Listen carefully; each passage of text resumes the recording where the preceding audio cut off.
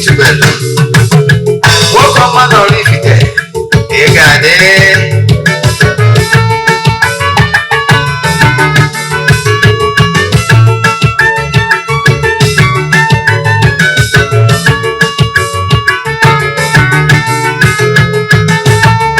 ọdịnala bụ eziokwu ọdịnala bụ ụzọ ndụ ịma na o nwere olu na-eti mkpu na-asị ụmụ Igbo chigharịa ụmụ Igbo chigharịa kwa mbọsị ọ na-eti n'ụtụtụ n'abalị ọ nọ na nkụzi Eze-Ana ugochitubelu onye ọma na oraifite onye mgbasa ozi ọma ọdịnala gaba n'ihu Eze-Ana ugochitubelu onye ọma gị ji eme ọnụ ọdịnala bụ ụzọ ndụ gaba n'ihu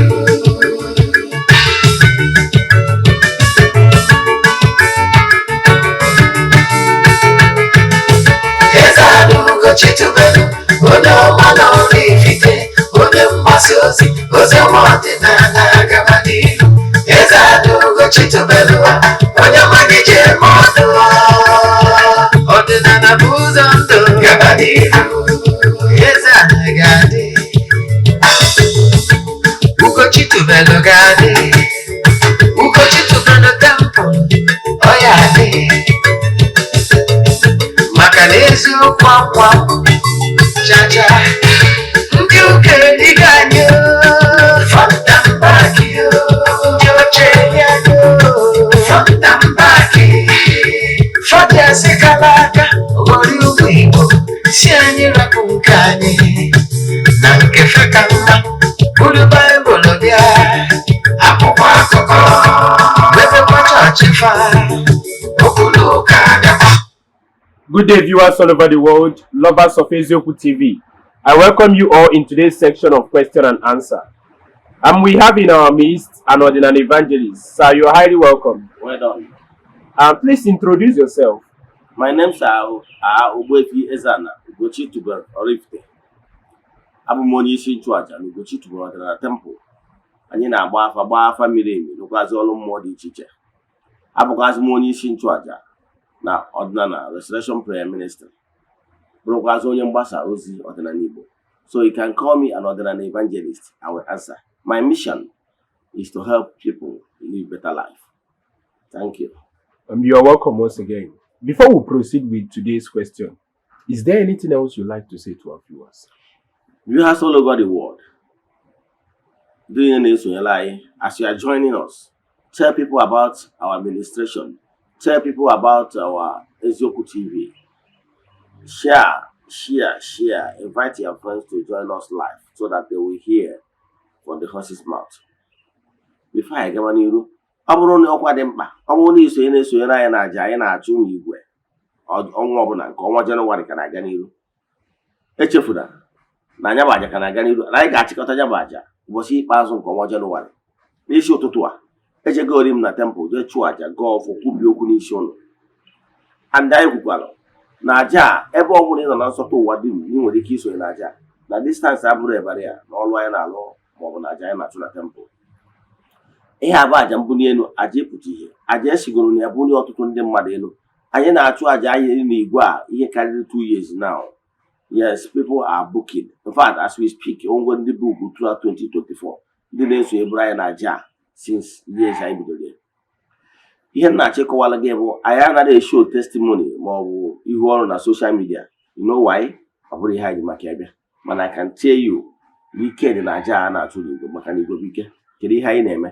Anyị na-enwere ya 3 prayer request debe na ebe nchụaja na-achụ aja na-aga ụfọdụ ekwubi okwu n'isi gị tiri n'ọnwa agwụ bọsị anyị ga-achịkọta ya anyị ga-eje na mmiri jee chụọ ọnụ ndị mmiri aja mee saraka anyị gbagotazie n'elu a na temple chụọ aja to entities of powers jekwazie n'ebe nchụaja gbuo ebulu wee mee saraka ịchọ isonye na aja ihe ị ga-emewu ọ bụrụ na ịchaatịa m na WhatsApp then ime obere donation obere ego chọnchọ ego ị ga-eme donation to the account maka eji ihe eji egote ihe aja eji achụnya bụ aja ihe eji emesara aka na ọ bụrụ na ị chọrọ isonyere ihe ị ga-eme ewu chat ya m na WhatsApp ka anyị gwa gị other details I need for you in order to book you.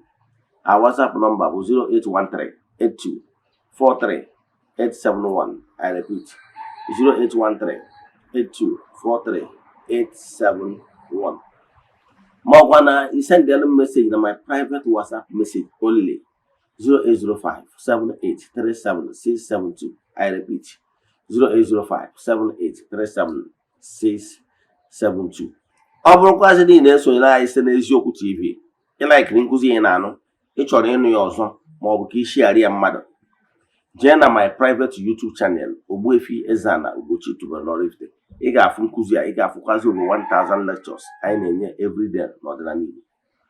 Then ọkwa ndị na-awọchị site n'eziokwu TV, na o nwere Nollywood movie ọ bụla ịwọchị n'eziokwu TV, ị chọrọ ịwọchị ọzọ ma ọ shiari ya mmadụ, jee na eziokwu great movies na YouTube ịwọchị ya, ma ọ bụ jekwazie na Ugochitubelu movie productions na YouTube ịwọchị ya. Ọ bụkwa nnọọ Igbo movie, jee na eziokwu TV Nollywood movies na YouTube ịwọchịkwazie.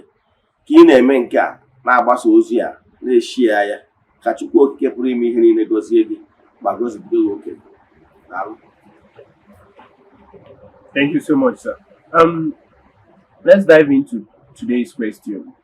The first question is, what does Usoje represent in Igbo tradition and what is it used for? Yes, Usoje dịka anyị si wee mara ma ọ bụ ka isi anụ n'inu Igbo si na Usoje adịghị eji iji fele. Yes, Usoje nwere nnukwu spiritual and physical meaning n'ihe ọ na-alụ mana ebe ị madebe. Mana ihe m na-achọ ịkọwara gị bụ na Usoje as it implies na Usoje anaghị eji iji fele. Ihe ọ pụtara bụ na ọ ihe nwere huge spiritual meaning. So Usoje bụ ihe eji emegolo cleansing. M ga-ebido na nke a. Eji Usoje eme cleansing n'ụdị dị iche iche. Yes, ọ na-abụ onye Igbo before anyị jee etu ndị ụmụnne anyị ndị na-eti isi na ji abụ ha chọọ ịbịa n'ihu Chukwu, enwere mmiri saa aka ha, gbụchaa ọnụ ha, sachapụ ihe ọbụla bụ ọrụ akwụ n'otu ka ha wee dị ike dị clean before presenting themselves before God Almighty. Now, n'ọdịnala Igbo, ọ ifu mmiri adịrọ, ịma na onye ọdịnala Igbo na-awapụta ụtụ je kwa aka ụtụtụ. Now, ọ bụrụ na mmiri adịrọ iji wee kwa aka ụtụtụ a ma ọ bụ ije saa ahụ ma ọ whatever, nwere ike ijigoro Usoje wee mee gịnị wee jụchapụ ọrụ akwụ. Echefuna na Usoje is carrying your prayers. Mgbe ọ bụla iji otu ọjị wee jụchacha ahụ, ebe ị ga-atụpụ Usoje bụ na close to the wall. That is, ị ga-atụpụ ya close to the wall wee ebe ọ ma dị easy mmadụ inyefe ya, because that Usoje seed is still carrying your prayers. Ebe ahụ atụsara ya, the breeze ga na-ebu ya. Are you na-ege ntị? Now, because that Usoje is carrying your wishes, is still carrying your prayers. So ebe a tụpụrụ ya, ọ dịrọ mma ka mmadụ gafee ya, especially nwaanyị nọ na nsọ gafee ya.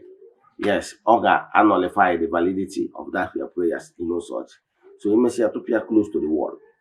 Then nke a wofu ihe ọzọ esi eji Usoje eme, eji Usoje ekwubi okwu, maka na dịka o si ekwu nsigwa gị, Usoje adịghị eji ifere. Ị nwere ike iwere Usoje mkpụrụ ya nọ n'ọnụ, kpụrụ ya n'ọnụ wee kwubie okwu n'okwu dị anya. Ị na-ege ntị? Maka na Usoje anaghị eji iji ifere. Ekwuwara m ka ị ga-esi wee yuzu ịkpụrụ ya n'ọnụ, kpụrụ ya n'ekwusi okwu, ịta ya, ịtasịa ya, ịpụpụ ya, split ya 4 times. Yes, so but ihe m na-achọ ịkọwara gị bụ na ịtasịa ya, ịpụpụ ya 4 times, 4 times. So Usoje nwere so many spiritual meaning. Ị nwekwara ike ọ bụrụ na onwe ka gị na onye dị anya si wee mekọ, you feel like chọrọ the vibration ị na-enweta, Usoje mkpụrụ ịnọ tinyere mmiri ji asa ahụ ya bata water. Yes, so many things. Nkọwara ihe Usoje na-eme. Usoje bụ ejighị ebulu ma si enyi na dike. Enwekwara ụfọdụ spiritual things ejikwa Usoje activate. Yes, ka m kwụsị ebe a, mana ihe a na-achịkwa bụ na Usoje bara nnukwu uru n'ala Igbo and Igbo spirituality. All one of the sacramentals. Okay, thank you so much, sir.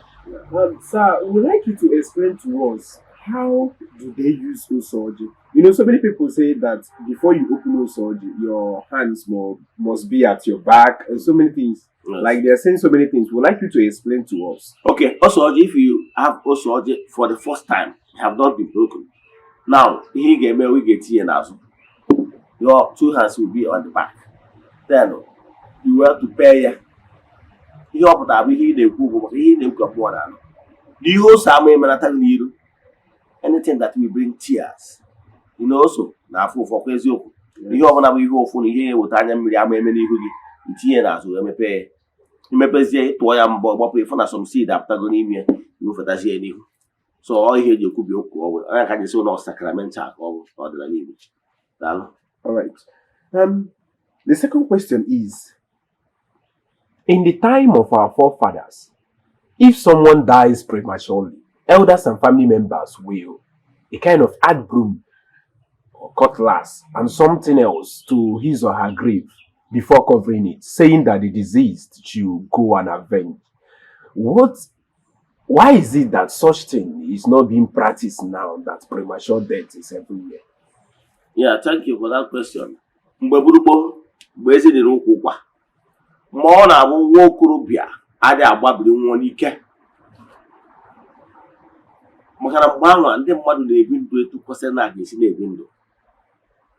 Ọnwụ ike ọnwụ nwa okorobịa gbabiri nwa n'ike ọ na-abụ ihe mwute. Ọ ya kpatara o ji awa ọnwụ na nwa okorobịa nwụọ na mgbe gboo. Ụfọdụ kọlchọ ụfọdụ adịghị ekwe enyi ya n'ime ngwu asị n'ihe ike eme ya for ha eje na mbụbọ ha dị outside nye nye ya. Yes, ụfọdụ obodo kwa ụfọdụ ya asịrị na ka ihe anyị nụrụ gbasara ndị Ebonyi, some part of Ebonyi, ọ na-abụ mmadụ nwa okorobịa nwụọ n'ụdị a ejewe n'afịa je nye ya. Na-ege ntị maka na ihe mere ihe mgbawa obi maka na atụrụ anya ihe wụ onye a mụtara ọmụta ibi onye a bụ ndụrụ ga ndụ. So atụrụ anya na nwa okorobịa ọbụla amụrụ etolite na atụrụ anya na ọ ga-etolite bụrụ mmadụ mụtakwa nwa nke ya. So mana ọ bụrụ na o mee etu a nwatakịrị nwụọ n'ihu nne ya ọ na-agbawa obi. So mgbe ọ bụla nwa okorobịa nwụrụ n'ụdị a ife a na-eme a na-eji ajụ ese gịnị butere ọnwụ a na ọnwụ mgbawa obi n'ihu nne ya.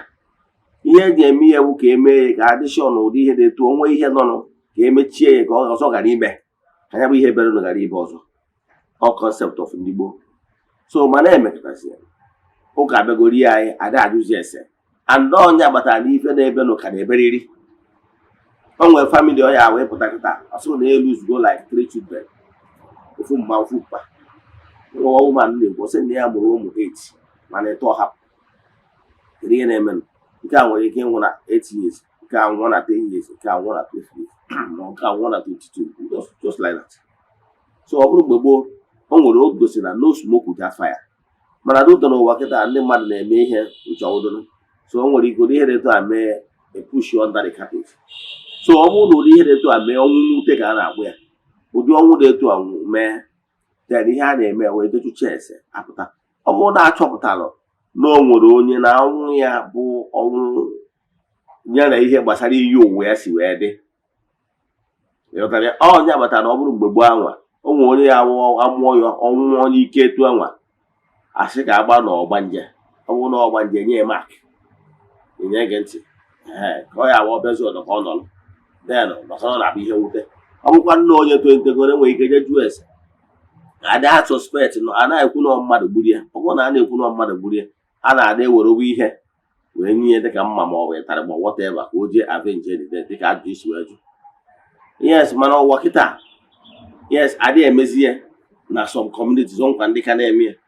Yes, but why more than one si emezi ya bụ na once you arm the person because of when nwere ilu ụlọ kịta nowadays unlike etu ọ dị gboo nwere ike arm the person ahụ nwere ike onye na-eme ya bụkwa the same family.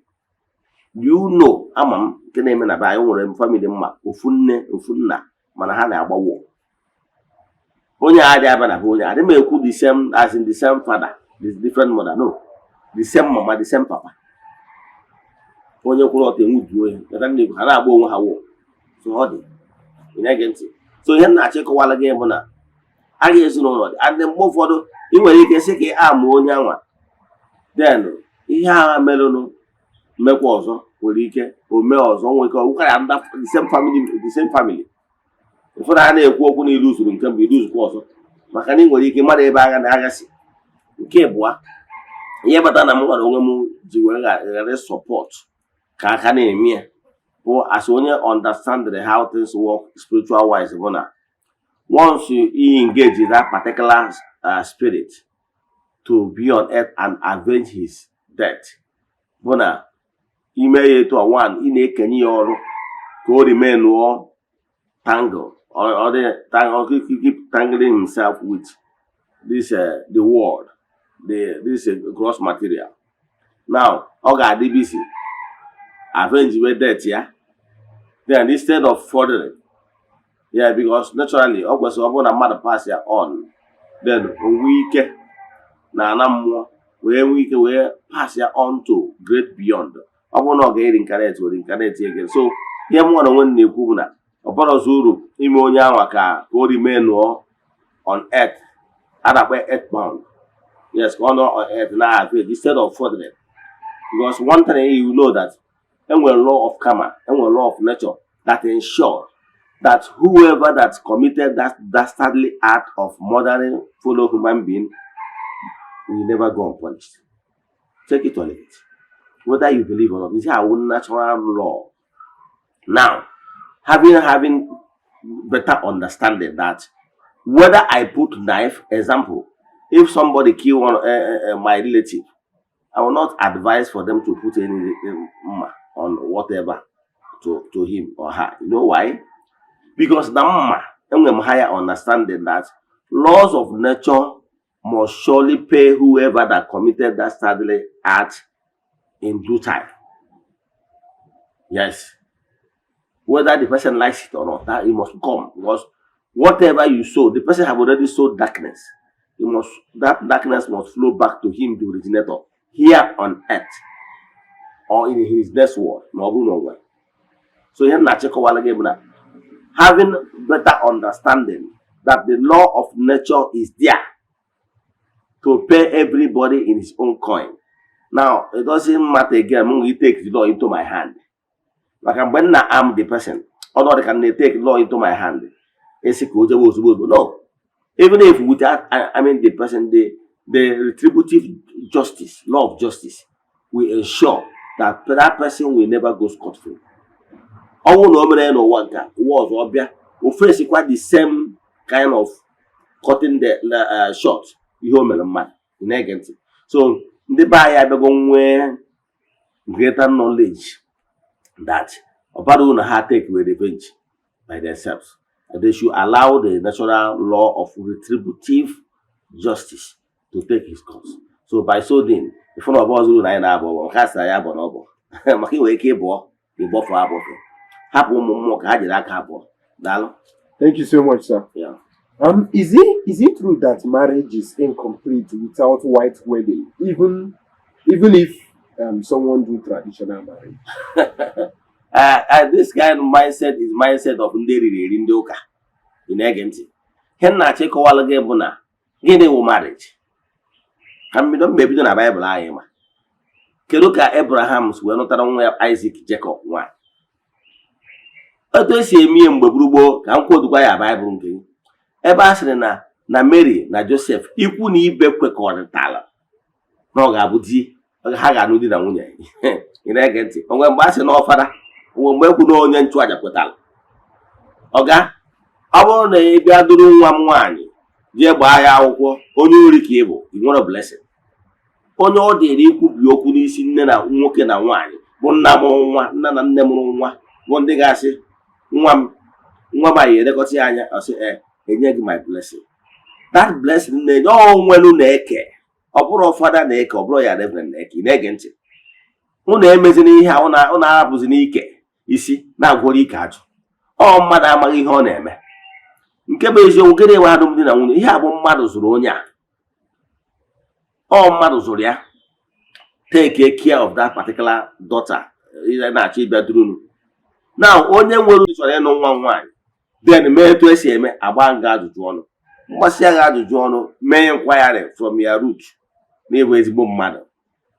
Yes. Then akụzie ngo oke na mụ based on ihe m fụrụ ngwa gị duru ezinụlọ gị bịa eme ya etu esi eme ọ mụnwa ga-enye blessing o nwelu na-eke ịmara ndị ụka bịa rie anyị ma anyị na anyị bịa na-echezi uche adịmaghachi mmadụ nụzikwa kedu ka ọ ya bụ ọnya mere megide gị ha mekwuo ori na mmadụ nwere ike imejọ mmadụ hapụ onye imejọ ije ihe mgbaghara je na-agwa fada ọfada ka imebiri ihe na ịbịakwana again ịbịa duru nwa nwaanyị ịchụ na ịma abịa na my own blessing ọmụnwa ga-asị gị ngwa jeenụ mụọ nọ mụta na ụmụ nwa dị ala na ọ ga-adịrị ụnụ mma onye ị nụrụ nwe na ndị Igbo eriri ụnụ gịnị bụ agbamakwụkwọ bụ mmadụ na-abụọ kwekọrịtara na ha ga-awụ gịnị di na nwunye wee bụrụ di na nwunye ahụ mmadụ na-abụọ kwekọrịtara na ha ga-abụ di na nwunye then nne na nna nye dia blessing kedụzi ihe ị na-eje na-achọ ọnwụ na enyecha ahụ blessing nke family ijewekwa na nke fada ịma ọ na-eriri eri ka ngwa iwu ka bụ ụka bụ na ọ dị ka social club ibilọgụ otu ya ị na-eje ka to formalize ka onye isi ụka marụ na anyị ndugokọ nwaanyị dị iwe o ji ahụ mmadụ nwere ike ọnọ na klọb ịnụta nwaanyị ịkpọọ ndị klọb gị dute nwunye gị na klọb unu enwe aṅụrị wute ndị klọb si ya n'ọkwa nwunye gị ghere ihe ọ ihe ọ bụ mana ọ bụrụ ma onye nwe the sole right i receive the bride price onye nwe the sole right ikpe ekpere nwoke na nwaanyị nwe nwa ikwu na ibe ha ibe na Baịbụl si ikwu na ibe onye ikwu na ibe kwekọrịtara so ọ bụrụ na m nwa na ezinụlọ m na ikwu m na ibe m kwekọrịtara na ọnwụgị nwa bụ nwa Ifeanyị ya abịa na nwa nwaanyị so be it maka na m nwa bụ nna mụnwa bụ representative of the ancestors ị na-ege ntị ị nwere ike ịbịa duru ọ bụrụ na ị nwetara my blessing ihe ọ pụtara anyị nwetara my blessings of the ancestors of the woman ị bịara idurunu onye orike ị na-ege ntị so onye na-achịkọwa bụ you need the blessings of the lineage the parents of that particular bride na-achị bịa duru ime ha na-eto idugo nwaanyị nke ị na-eji eme n'obodo oyibo owu mara eji mgba ole ka ị na-agba ndị ọchị ị na-ekwu their system bụ na ha nwere nuclear family ha nwere ụmụnna ha na-eme ihe ụmụnna ya nuclear nne na nwa na ụmụ ya ha na-eme extended family ka anyị si eme so anyị nwere onwe anyị n'ụkwụ dị na mba na-eghere anyị nnu extended family anyị na ikwu anyị na ibe anyị ga-ezukọta etu a ka o si dịkwu na Bible wee give all the hands in marriage ọ bụrụzie ndị ọchị ma na ọsọ nuclear family nne na nna ka ha na-ekwu so ha chọzie ka ụzọ ha ga-esi wee jee mee ka legalize ife ha na-eme ha jebezie n'ụlọ ka ebe ha nwere okwu ha ka eme ha because ha emere nke anyị na-eme ndị ọchị abịa mee bride price ndị ọchị gbara nkwụ then maka nwa nwe onye eriri eri ihe emechakwa these two processes si ijekwa subject onwe ka nke ndị ọchị ma ọ na-eriri eri so ya na-achịkọwa bụ na ihe ahụ marriage after marriage so you need your white wedding ị na-ege ntị ịbịa na be m you need your white wedding mbịa na be ya need your white wedding ị na-ege ntị so ka anyị kwụsị na ihe anyị na-eme ọ gwara onye kpọọ ọba ya kpọkọrọ agbata obi were kpọrọ ahịa anyị ga-ekwu na anyị mere appreciate our own marriage ka m gwa ihe one thing you don't know now you know no nwere some community now as we speak na-enye certificate of traditional marriage enwere idea yes o nwere ụmụnna ndị ọ bụrụ na maka iji wee jee mbasi ọga ihe ị nidire wee bịakwuo ụmụnna gị ha na-ebi certificate ụmụnna anyị enye gị asa nụọ ya nye gị ya with picture ijere onwe mbasi a ga-enye gị visa daalụ. Thank you so much for that, sir. Do you think it's a bad idea that we embraced the white man's culture? Yes. So it's a very big bad idea. Gentị. Ụfọdụ ndị mmadụ na-ajụ na ọnwụ na ndị ọcha bịara na anyị ka ya nọ n'isi onye gwara gị. Go the history of the world etu ụwa si wee bido wee gawa develop ụwa. Mana civilization started in Africa. Do you know that the first university, the Mahadum, was built in Africa? In Egenti. What you don't know is only a mystery to you and not to all. I can tell you that the first university was built in Africa. You can go and do your research. In Egenti. Now, have you, since you put the ancient book, you know to go and the Pharaoh of this world, the Africans, the Egyptians, they serve onye ọbụla. O nwere onye gwara ụlọ ha colonize ha. So instead, ndị agbụrụ Juu a Abraham bụ nna ha. Abraham mgbe ọ nụrụ Sarah ọ mụtara nwa. In order to treat his infertility problem, he went to Africa. He came to Africa. Obodo dịgoro civilized. Ịdọtara that story. Ebe a ka agwọ ya ụtazi o wee duru nwaanyị nwa Africa as maid. O mechara nụọ mụtara Ishmael wee rezie ndị agbụrụ akpọrọ ndị Arab. Ị na-ege ntị. Now, after ka ọ bịazi duru down Ishmael ahụ, ihe ọ mụtara Ishmael wee rezie Africa emechara chụpụ achụpụ. Mana nna achịkọwara gị bụ no treatment ka ọ bịa na Africa. Africa has been in existence. Chetakwa akụkọ Joseph na ụmụnne ya. Na mgbe ahụ gara dị agụụ dị na befa. No Egypt ka ha gbagara. Bịara juo afọ obodo dị civilized. Ị na-ege ntị. Africa has been in existence. So ihe nna achịkọwara gị bụ, are you telling me that na ọ bụrụ na ndị ọcha bịara ọ na Africa ka ha nwetaziri ihe ha ji wee bụrụ odogwu? Africa. So nwere ka mmadụ ga-esi wee sị gị na ọ bụrụ na ndị ọcha bịara na baa na baa ya edebelo. Ị na-ege ntị. Nke a ofu. Ọzọ ihe ọzọ chọrọ ka nkọwa adịghị na o nwere obodo a na-akpọ Ethiopia. Ị ga-ama na Ethiopia dịbalụ. Even mgbe aha Jizọs nọ, ị ga-erota akụkọ gbasara Ethiopia dị nọ na Baịbụl. Ị na-ege ntị. To show you na Ethiopia dị. Even mgbe aha a na-ede akwụkwọ gbasara Jizọs. Kama na ịmago na ndị ọcha bịa debe akwụkwọ focus more attention on their place.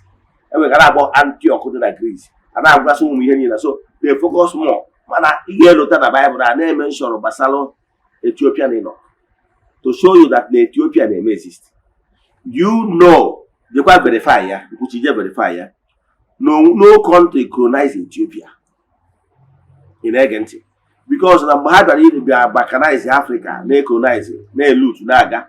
Then ndị Ethiopia nwere comedy crisis, ndị mmadụ wee rise ya. Emewe crisis.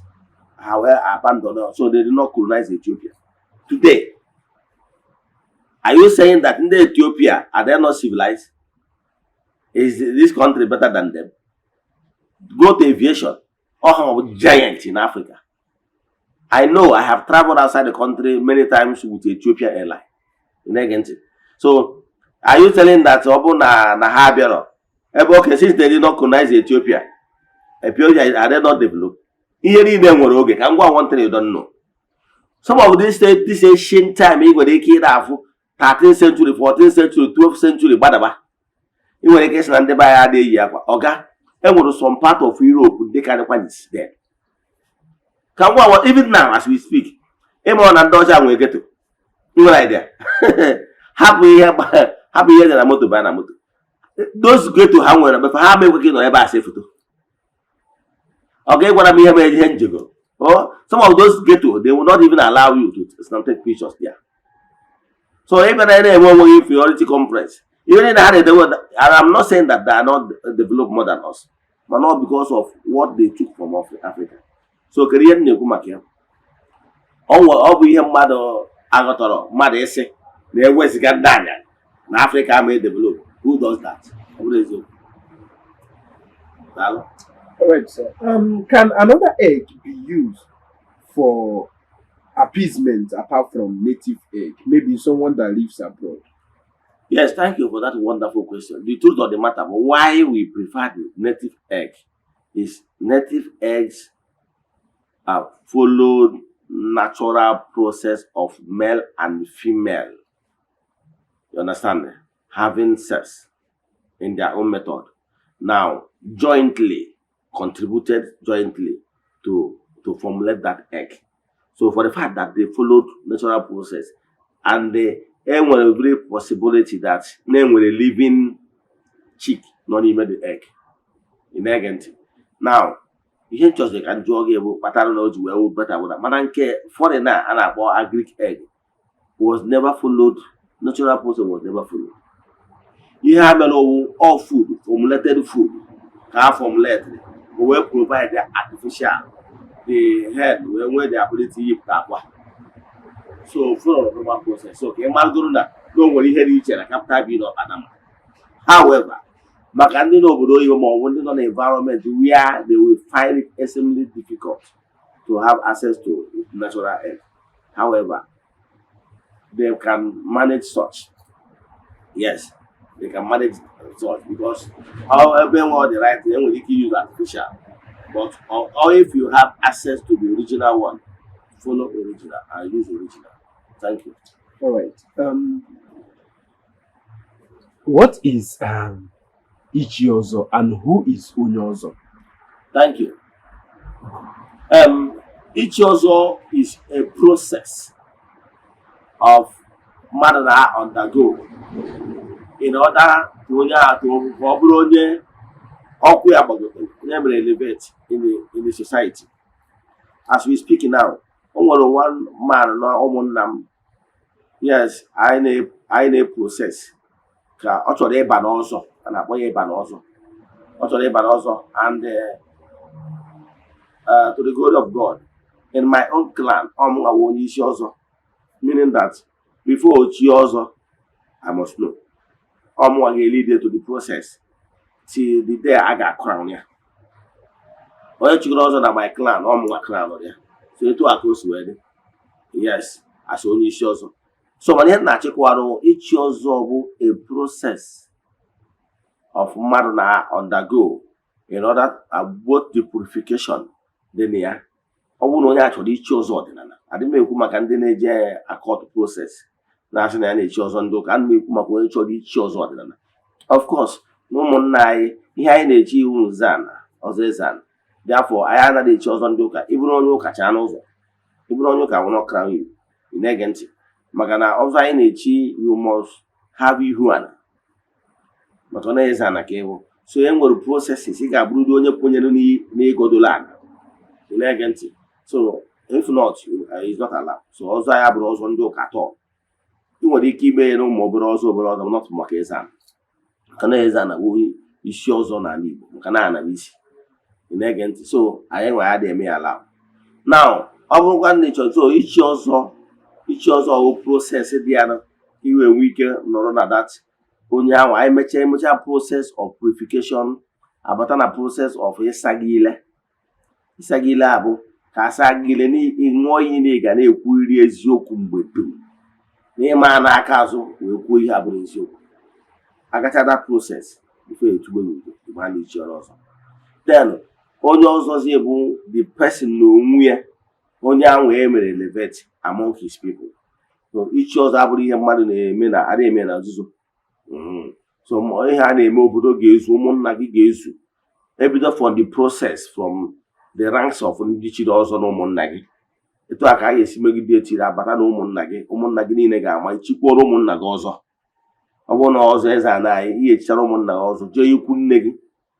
Ndị ikwu nne gị ga-amadụ ichiri ọzọ, chiere ha ọzọ. Ha enye gị ọfọ, ndị ikwu nne mmadụ. Ị na-ege ntị. Ha metazi ihe niile na before ya bazie elu, chielu obodo gị ọzọ. So a process. Mana gịnị wụ onye ọzọ? Onye ọzọ bụ best among equal. Na ọ bụrụ na ichi ọzọ, ihe ọ pụtara bụ na ọkwa ga-adịgo iche n'etiti other commons.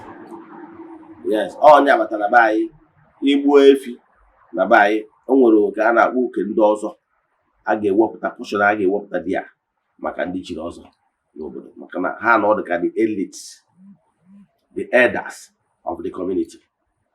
Thank you. All right. Viewers all over the world, we have come to an end on today's edition of Question and Answer. If you have any question based on today's teaching, kindly drop it on the comment section or DM Ogbuefi and ugochitubelu with the WhatsApp number showing on your screen. Ogbuefi, thank you so much for coming. Thank you so much. We really appreciate it. You. And before we go, any advice for our viewers? Viewers all over the world, as you are watching me, keep sharing it. Friends of the temple, children of the temple, and the didn't so na China to one like on January. I said no maka game on. I said no was a phone number, and the John Wadi be member. Ask him Nilo Nasi one of one over the one butcher. I said no, I cannot keep it. I asked him no, the Jerobo, no, Anapano. Now I had to go to the premier when you came in the ya gazie. Ọ bụrụ na ị nwekwara ajụjụ ma ọ bụ na ịchọ ka agbara gị afa ụbọchị taa ma ọ n'ụbọchị ọbụla, send anụ message na WhatsApp 08138243871. I repeat 08138243871. 871 ma ọ bụkwa na my private WhatsApp message 08057837672 08057837672 ma ị na-anya na screen gị ga-afụ nọmba ahụ ọ na-aga. Asị m ka ọ dịkwanụ n'oge awa nke eziokwu na ọ bụrụ na ọnwa egburu oji eji wee chụọ aja na emesịa na ọ ya eburiri ome. Ka ọ dịkwa na echi niile n'oge awa nke eziokwu. Udo dịrị unu. Daalụnụ.